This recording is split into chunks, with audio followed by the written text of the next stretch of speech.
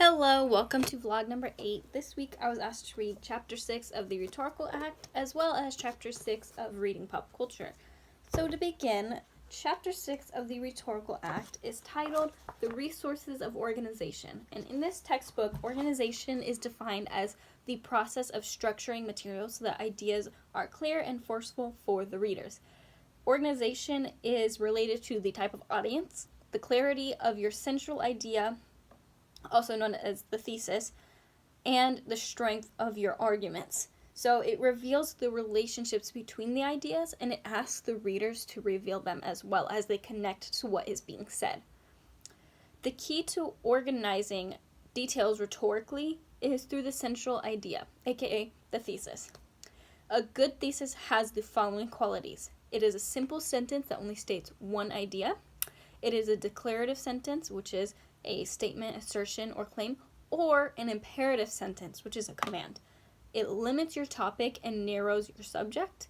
It suggests your purpose and implies that the kinds of responses you want, which is an understanding, a belief, or an action. And lastly, it is a capsule version of everything you will say or write. So it summarizes everything that you'll be saying in your speech or essay.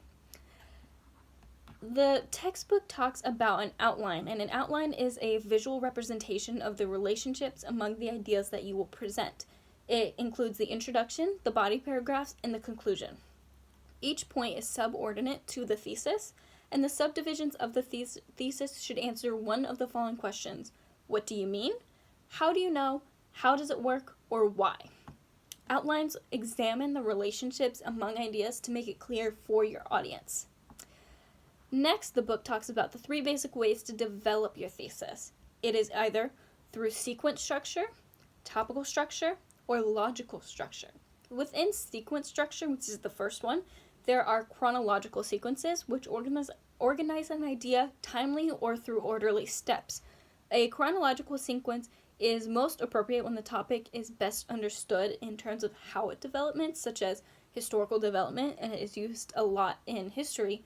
So, for example, describing the feminine movement along through its period of time. There's also spatial structure, which is another form of sequence structure, and it organizes an idea in terms of its development through direction or space.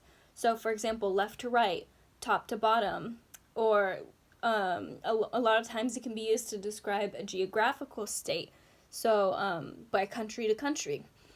And the last type of sequence structure is the narrative sequence, which is a highly poetic sequence structure that tells a story and it relies on verisimilitude. The next type of way to develop your sequence is through topical structures, which develop a subject in terms of either parts or perspectives. So parts, they treat a subject as a subtopic, and perspectives, they treat a subject by familiar divisions. And the third way of developing your thesis is through logical structure. So that asserts the idea or situations in relation to one another.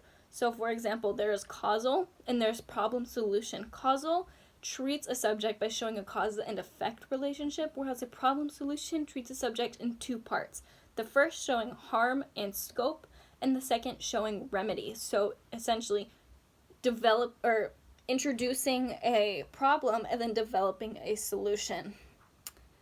There's also the motivational sequence that calls for attention to a problem. It demonstrates that a need exists. It shows the audience that the need can be met. It describes vividly what will happen if the problem is or is not solved, and it calls for immediate action from the audience. This is a great type of sequence that you should use when developing your thesis because it has all of the elements that you will need to rhetorically succeed. Then the textbook goes on to discuss introductions and conclusions. So introductions, they should gain attention, summarize what will be discussed later, and it should suggest the relationship between the audience and the subject.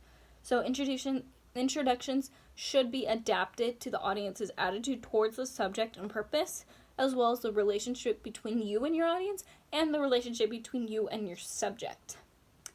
Conclusions summarize the main ideas that led to the thesis, and it fixes the specific purpose in the audience's mind. Lastly, the textbook talks about deductive versus inductive structure. So deductive is when you start from a general conclusion and you move towards applying it and applications of it.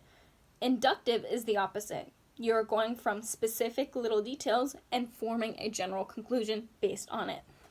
That is all that was discussed in Chapter 6 of the Rhetorical Act. Now to move on to Chapter 6 of Reading Pop Culture, which is titled Movies. Does the big screen still shape our dreams?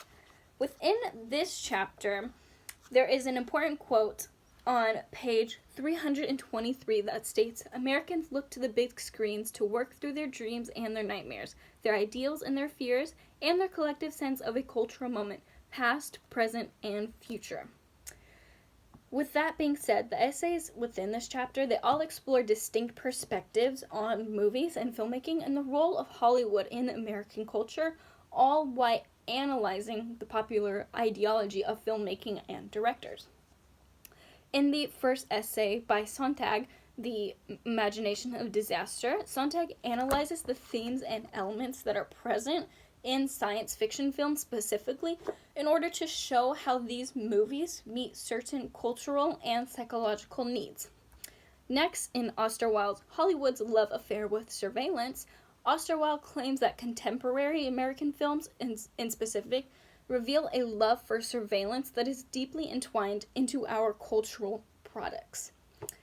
Third, in Denby's Has Hollywood Murdered the Movies, Denby argues that commercial demands are forcing Hollywood to produce empty, oversized, and weightless blockbusters, and it's eliminating the resource and the desire for higher quality films in the process because of its allowance. The filmmakers, they rely on the audience as their perspective and their opinion of it rather than highly certified movie critics, and that is what is causing this. And lastly, in Content Marketing Association's 7 Steps to the Perfect Story, the infographic presented, it presents the 7 basic elements of storytelling that filmmakers utilize to perfect their films. And it does that through a variety of things. For example, number 1, understand your story. Number 2, choose your plot. Number 3, choose your hero. Number 4, choose your characters. Number 5, observe the rules of threes. Number 6, choose your media. And lastly, number 7, don't forget the golden rule, which is don't give the audience 4, give them 2 plus 2. And that was all for week 10. Thank you.